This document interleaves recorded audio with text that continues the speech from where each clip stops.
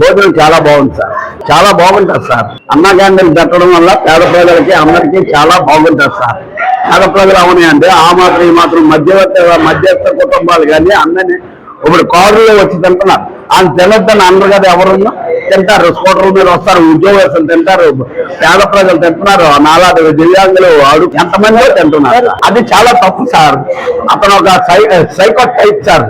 అతను అంతాని అట్లా అది వేరే పద్ధతికి సార్. అన్నా క్యాంటీన్లు ఇంత మునుపు అన్నా క్యాంటీన్ తీసేయడం చాలా తప్పు. ఇంతమంది ఉన్నారు, మీ కళ్ళతో చూస్తున్నారు, మీరే చూస్తున్నారు, ఎంతమంది తింటున్నారు, ఎంతమంది తింటున్నారు సార్. ఇప్పుడు వాళ్ళు ఇష్టం సార్ రాజకీయం, అది ఒక విపక్ష రాజకీయం అంతే. అతను అలా మాట్లాడటం కరెక్ట్ సార్. కేంద్రం ప్రవేశపెట్టిన బిల్లులన్నిటికీ వాళ్ళు అడగకముందే వెళ్ళి మద్దతు ఇవ్వటానికి మరి జగన్మోహన్ రెడ్డి గారికి మరి ముందు నుంచి భయం ఒకటి ఉంది కదండి.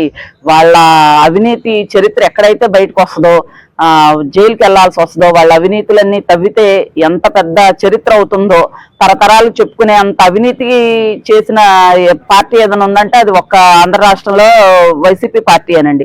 అందుకే ప్రతిదీ కూడా ముందే వెళ్ళిపోయి సపోర్ట్ ఇచ్చి మా అన్ని మీరు మాకేది చెప్పక్కర్లా, మా ఫుల్ సపోర్ట్ మీకే, కాకపోతే మా చరిత్ర అంతా ఏది కూడా బయటికి తీయకండి, మమ్మల్ని ఏమీ చేయకండి అనేది ఫస్ట్ నుంచి కూడా జగన్మోహన్ రెడ్డి గారు వెళ్ళి ఎన్ని ఏమంటారు అవి గిఫ్ట్లు తీసుకెళ్లి ఇచ్చిన, ఎంత పెద్ద బొమ్మలు తీసుకెళ్లి ఇచ్చినా ఫస్ట్ నుంచి కూడా అయింది అదే బాధండి కేంద్రంతో.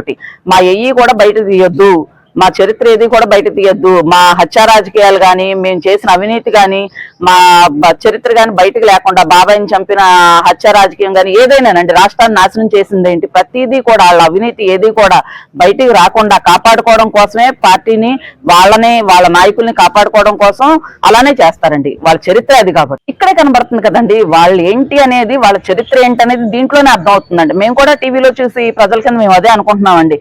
అక్కడేమో బిల్లుకి మద్దతు తెలిపారండి, మహిళా బిల్లుకి. మరి డిఎంకే మరి వ్యతిరేకించింది కదండి. వ్యతిరేకించినప్పుడు మరి మీరు అప్పుడు వ్యతిరేకించిన పార్టీకి మీ వైసీపీలో మంత్రి కింద చేసిన ఆవిడని మరి మీరు ఎలా పంపించి సపోర్ట్ ఇప్పిస్తున్నారండి ఆ పార్టీకి? అంటే ఏంటి, మీరు ఒక విధానం కానీ ఏది కూడా కరెక్ట్ అయిన పార్టీ కాదు, మీకు ఒక విధానం కానీ ఒక ఎజెండా కానీ ఏది లేదు. ఏంటంటే ఎక్కడికక్కడ ఇప్పుడు అక్కడేమో అలా చెప్పొచ్చారండి, వాళ్ళు వ్యతిరేకించారు కదా, మళ్ళీ అక్కడ ఈ ఏళ్లతో ఏదైనా విరోధం వస్తుందేమోనని మీ సభ్యురాలను పంపించి మీరు మద్దతు ఇప్పిస్తున్నారండి. అంటే మీ వైఖరి ఏంటి అనేది మాకు చాలా స్పష్టంగా ఈసారి 11 కాదండి, మిమ్మల్ని అసలు రాష్ట్రంలో ఎక్కడ కూడా ఏ నియోజకవర్గంలో కానీ లేదంటే ఏ చోట కానీ తిరగనివ్వకుండా, ఏ వీధికి రానివ్వకుండా మీ నాయకుల్ని మేము చెప్పు తీసుకుని కొట్టేలాగా మాకు బాగా అర్థం అవుతుందండి. 11 ఇచ్చాం కదండి, ఆ 11 కూడా ఇవ్వకుండా ఈసారి మొత్తానికే 0 చూపెడతామండి మీకు.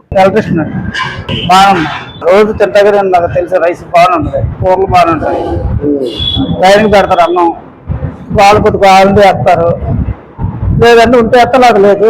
కొండమైన ఇల్లు మాది, ఇక తినే లేట్ అవుతుంది, తినేసి వెళ్ళిపోయాం, ఇంకొక కూర్చొచ్చి ఇంట్లో లేదు. అలాగా తప్పండి. ఎందుకంటే అన్న 5 రూపాయలు అన్నం ఇప్పుడు పని చేస్తాం, గొప్పలు 100 రూపాయలు పెట్టాలని ఎక్కడంటే మాకు ఇప్పుడు ఇవాళ 300 వచ్చినాయి, నేను అసలు 10 రూపాయలు కూడా రావు ఒకసారి.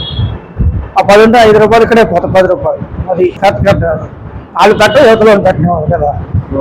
అది మాకైతే ఒక దేవుడు భోజనం పెట్టినట్టే ఉందండి. మాకైతే బాగానే తింటున్నాము. ఎప్పుడు ఆకలి మీద ఎప్పుడన్నా బయటికి వెళ్ళినా గబాలను వెళ్ళిపోయి కడుపు నింపుకుంటున్నాం. ముందు మాకైతే బ్రహ్మాండంగా ఉంది. ఏడు చేస్తుందండి, అట్లా ఎందుకు అనుకుంటున్నారో ఏమో మరి. మాకైతే తినటానికి బాగుంది, కడుపు నిండుతుంది. అది మా ఆయన చనిపోయి కూడా 3 నెలలు, పింఛన్ రాదు, నీకు రాదు, ఇప్పుడు ఇవ్వరు అన్నారు అందరూ. ఇవ్వరు అంటే ఏమోలే అని నేను కూడా ఇదైపోయా, ఏడ్చుకుంటా ఉన్నా. 3వ నెలలో నాకు పింఛన్ వచ్చిందండి, 4000 ఇచ్చారు. దండం పెట్టుకోవాలనిపిస్తుందండి ఆయనకి. పింఛన్ ఇచ్చాడుగా, లేకపోతే మా బతికే ఉందండి. ఎవరు చూస్తారండి ఈ రోజుల్లో? పిల్లలు చూస్తారా? ఎవరు చూస్తారు?